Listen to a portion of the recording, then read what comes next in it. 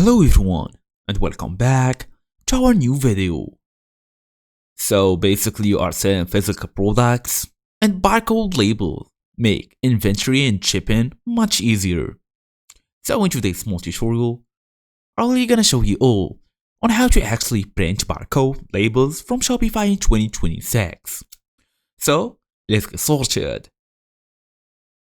But first all you're gonna do is log into shopify.com. Just choose your favorite browser, make sure you are fully connected to the internet, all the way to shopify.com. Sign in or log in using your email address and password, the usual stuff. Well now, we'll go and look to install the Retail Barcode Labels app by opening Shopify app or just tap on this apps then add. If you can see the Retail Barcode Labels here, go all the way to Shopify App Store.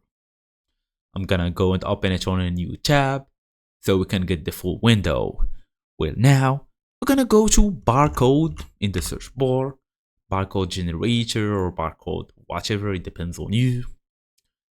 As for now, pick one app from here, then install it. Then we're gonna go to our products, make sure we already have some products here, and select the products or variants that you wanna create the barcode for.